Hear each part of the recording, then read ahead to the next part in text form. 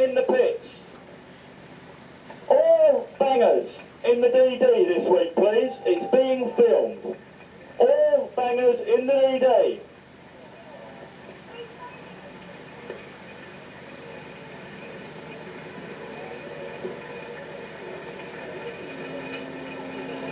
Let's hear it down the back straight for Murray Cook. He's an ex-stunt driver, and as well as being an ace car mechanic, he drives for the local team, the Rock Apes. That's virtually it. So you haven't done anything else? Ken's first priority is safety. Like all motorsports, banger racing could be dangerous unless all the regulations are obeyed. Ken and I set to work stripping out the inside of the car. It was vital that anything that could catch fire in an accident was removed.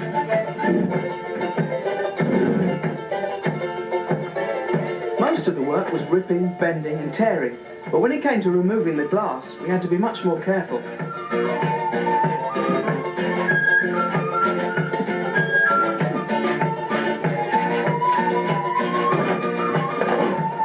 All the outside trim had to be ripped out too, not only the lights and the radiator grille, but anything sharp.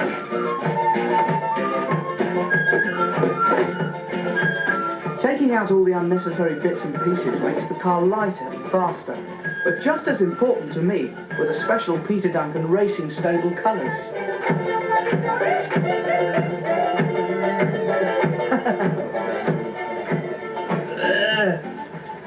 Ken said he'd never heard of a car being painted in green and white checks before, but I wanted to make absolutely certain that my banger was unmistakable on the track.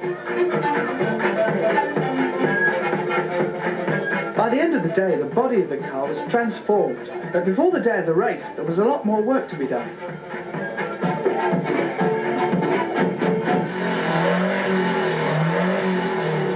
When I arrived at the racetrack, the pits were bustling with drivers checking their cars and making small adjustments to their engines.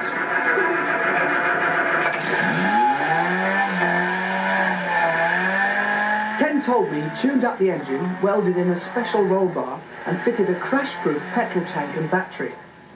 The scrutineer checks each car before the race to make sure that this has been done and that all the safety equipment is in tip-top condition. He gave my crash helmet and safety harness the once over and then pronounced my banger fit and well for the day's racing. Thank you, sir. Give that to the track marshal when you get on the track. Passing your driving test. That's right. Thank you very much. Okay. But I still wasn't quite ready for the race. The cars take quite a battering during the race, and to make sure the bonnet didn't fly up and stop me from seeing where I was going, Ken and some of the other drivers fitted my banger with an extra strong safety chain.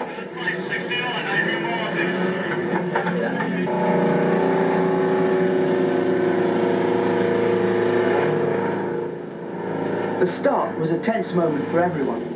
Up to 40 cars take part in each race, and on a tiny quarter-mile circuit, you've really got to have your wits about you to avoid getting nudged. One little bump and you could end up going back the way you came or spinning off into a ditch.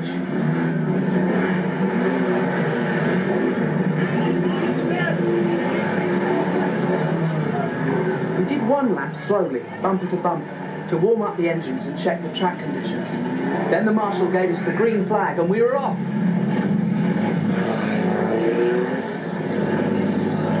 I concentrated desperately trying to remember Ken's instructions. Keep the car in second gear, keep your eye on the track, your hands on the wheel, and above all, don't panic.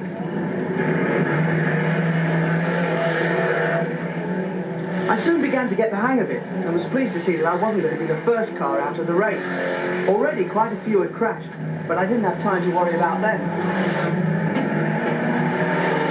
My confidence grew all the time. I thought I was doing really well for a beginner, and that led to my first big mistake.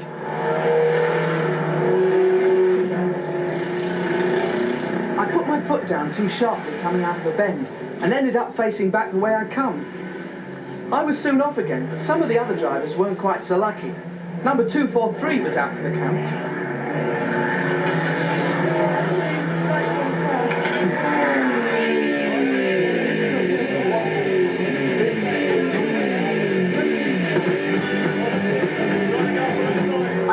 The best plan was to drive steadily, rather than try to overtake everything in sight. Say that you need nerves, but still, my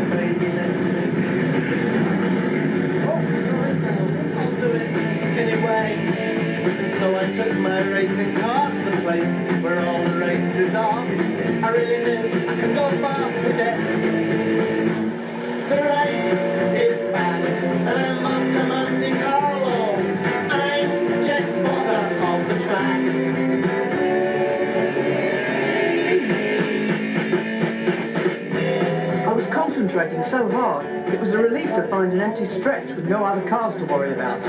But that didn't last long.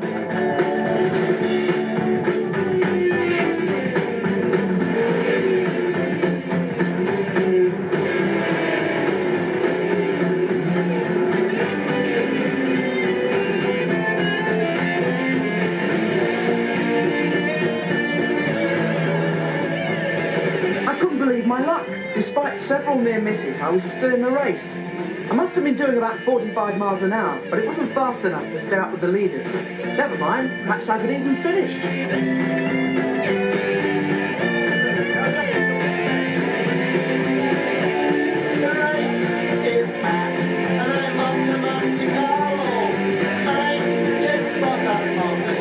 I managed to overtake number 178, but the driver behind me decided to help him on his way and give him a little nudge, sideways.